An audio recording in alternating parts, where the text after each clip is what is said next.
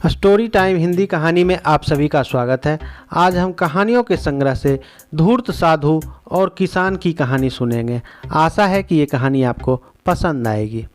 एक भोलू किसान था, सीधा साधा और ईमानदार। थोड़ी सी ज़मीन और 2 आम के पेड़ थे उसके। दिन रात मेहनत करके अपना और अपने परिवार का पेट पालता था। हर बार की तरह इस बार भी आम के पेड़ों पर बहुत बोर आया था।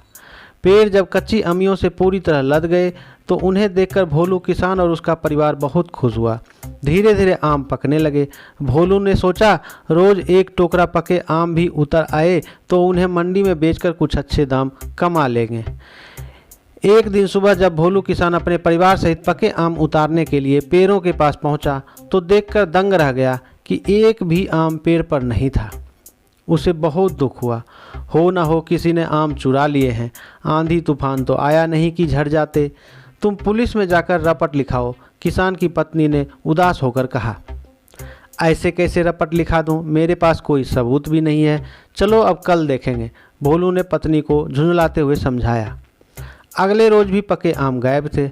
अब भोलू को यकीन हो गया कि उसके आम जरूर कोई चुराता ही है।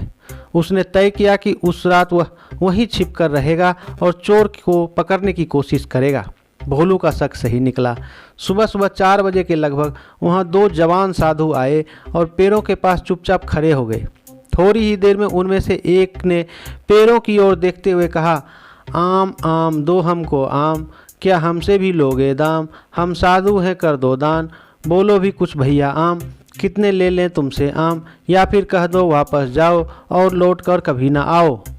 इतना सुनते ही दूसरे साधु ने तुरंत पहले का कंधा पकड़ते हुए कहा, नहीं नहीं, क्या कहते हो तुम?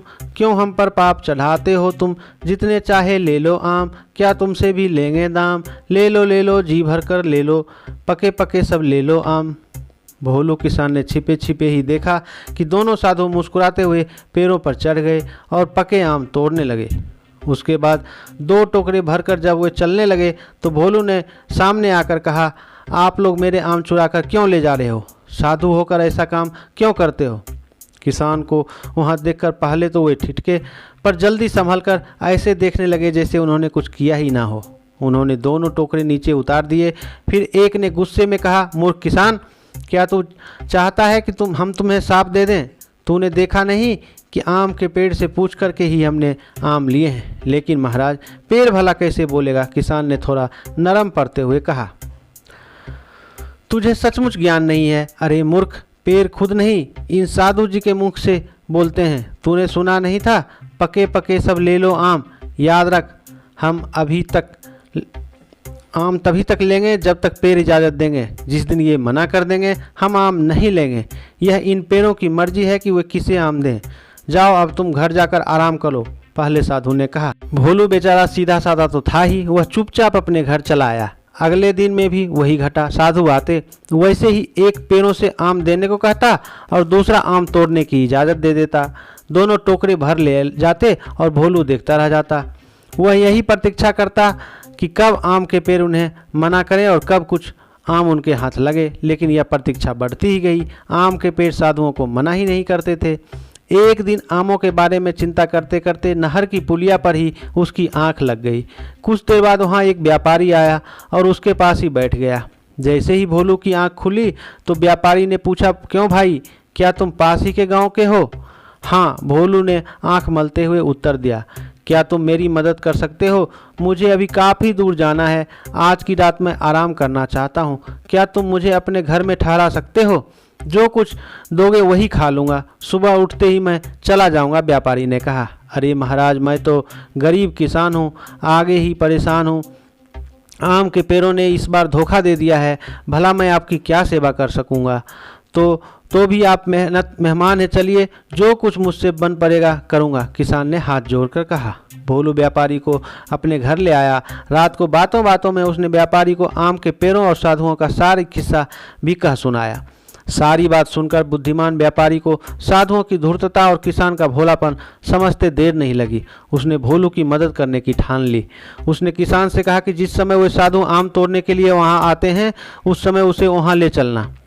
साथ में 2 मोटे मोटे लठ भी ले चलने को कहा। उसने यह भी कहा, जब वे साधु आम तोड़कर टोकरे भर लें तो तुम भी पेड़ों से पूछना कि पेड़ तुम हो तो मेरे पर आम साधु ले जाते हैं, बोलो मैं क्या करूं, और पेड़ जो कुछ भी मेरे मुंह से बोले तुम करना।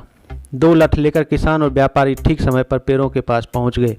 दोनों साधु आए, पेड़ों से इजाज़त ली और पके हुए सारे आम तोड़कर टोकरे भर लिए। जैसे ही वे टोकरे उठाकर चलने वाले थे कि व्यापारी ने उन्हें रोका और किसान की ओर इशारा किया।